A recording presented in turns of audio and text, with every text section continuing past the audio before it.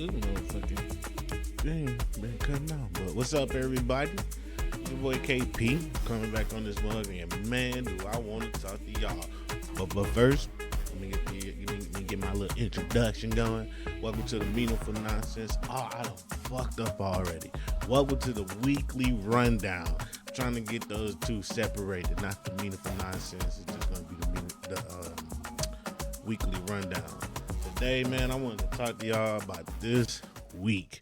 This week, man, I've been paying attention to the news, or not news, more like culture news, I guess you could say, more like what's going on right now as far as like pop culture or whatever type stuff. And I paid attention more than usual because I normally don't really pay attention to it because I'm just not that type of person. But I thought if I was going to have something that's called a weekly rundown, maybe I could throw some of that pop culture news in there. And one of the things I wanted to pop in here is Tory Lanez and Megan Thee Stallion. Now, we don't know for sure, but it looked like Megan Thee Stallion is like the new Amber Heard out here throwing out lies and stuff and trying to get this man put under the jail. When to me, and this is just all opinion made stuff, if you look at all the stuff that's coming out, the best friend got her own attorney. 2, the best friend was the only one with gun residue on her. 3, the best friend, the whole reason the fight started in the car is because Tory told, I guess, both of them that he had been piping both of them down. What else was going on? There was a bunch of stuff going on. And I thought it was kind of crazy because I've been watching a lot of DJ Academics. I was kind of hearing what's going on in this thing because I'm a little bit interested, man. You know, but what was it? What was the one? Oh, how on the interview that Megan Thee Stallion had with what's her name? Gail, whatever her last name is. The little thing she had with her, she had said she ain't had no sexual relationship with Tory Lanez, and like the very first thing one of the the prosecutors had said was she had sexual relationships with Tory Lanez. I'm like, God, no, we already knew that. We need her to tell us that. We didn't need y'all to tell us that. We already knew that, but.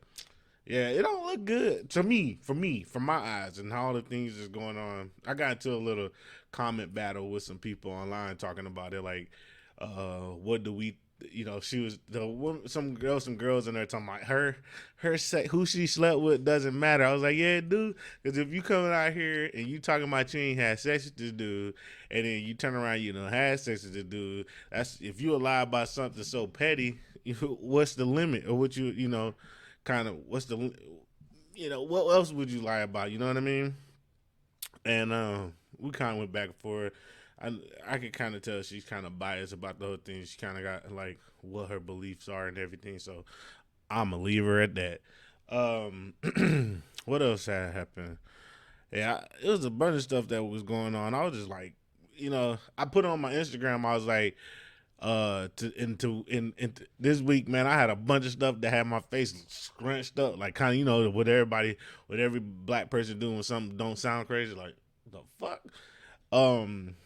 I was perusing YouTube and I ran across Matt Walsh. I think that's his name. I might have to go look him up. But Matt Walsh was talking Welsh, whatever.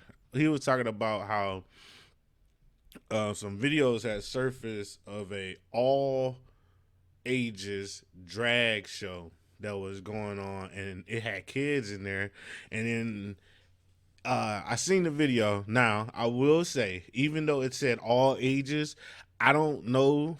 I can't confirm that there were kids in the event because the video that I seen didn't have no kids. It was more of somebody taking a video of the stage. But I do know if it is an all ages, I'm always yawning. I'm like 10 for 10 for yawning during a podcast. But what is it? The video is of the stage, and I would assume if you're having a JAG event and it's all ages, you kind of gotta look at both parties. One, you gotta look at the people who are throwing the event and kind of look at them crazy. Like, why would you have an all ages event if you know you're gonna the woman up there is I don't know what to call it. Is a woman or drag? I don't know how they identify. So I'm just go if the woman. I'm gonna go with the safe bet. If the woman is on the stage and her titties are out and her ass is out, and then she shows her asshole. Now I can't confirm that part. She shows her asshole. Um, she shows her asshole to the audience, and she has her titties out and all this other stuff. And she talked about how um the guy was looking at her like, "Ooh, me want milky," and she was like, "This is sour milk. They had me on the airplane or the bus with no air conditioning, so this milk has gone bad." Whatever she said, I, you know, I don't know, but I was weirded out because I was like, "You're doing this, and this is an all ages event, and there could be kids in here, and you showing your asshole and your titties out and all this other stuff." I was like, "Bruh." People in acceptance is kind of going crazy. Like me personally, I support whatever. You can be whoever you want to be. You can't, but I won't be forced to say things that, if I don't know your pronouns off back, I'm gonna call you what I think, what I see. You know what I mean? What I see is what I'm gonna assume you to be until you correct me. I'm not gonna come out here and ask you, cause no, we're not doing that. Anyways, yeah, I thought that shit was crazy. What else I thought was crazy? I was watching some debates, kind of like about black my people, and why do we continue to struggle in America and stuff like that.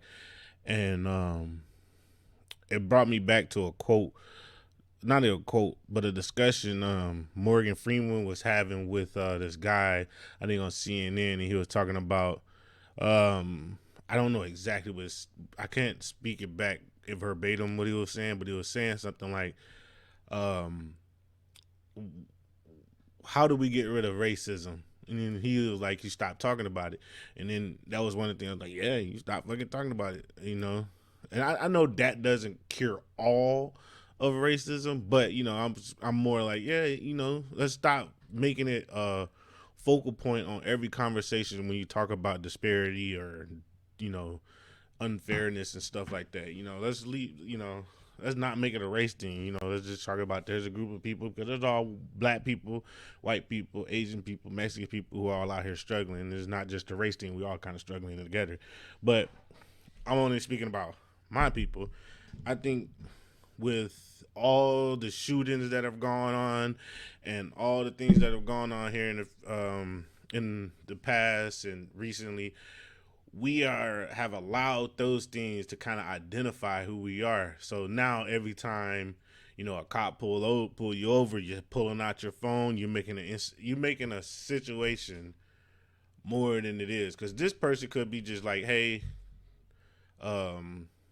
your tail light out, your license plate light's not on, or a lot working and something like that. He could have let you go off with a warning, but you turn it into something more crazy because you think it's discriminating, like this person is trying to discriminate against you and stuff like that. And it's not always the case, man. I know cops personally, and I'm not sitting here saying that I'm like the police don't do no wrong, but at the same time, not every cop that pull you over is trying to racial profile. And man, us as a people gotta take ourselves out of the victim mentality. We gotta stop thinking about every disadvantage we have is because of our race. Because there are people of our race who are billionaires, millionaires, successful people, and they may have struggled to get to where they are, but I'm pretty sure a lot of them are not saying they couldn't get there because of their skin color.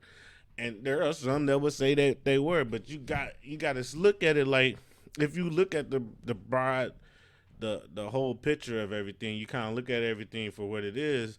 Not everybody is out here struggling, or not everybody who is successful is held back because of race. You know what I mean?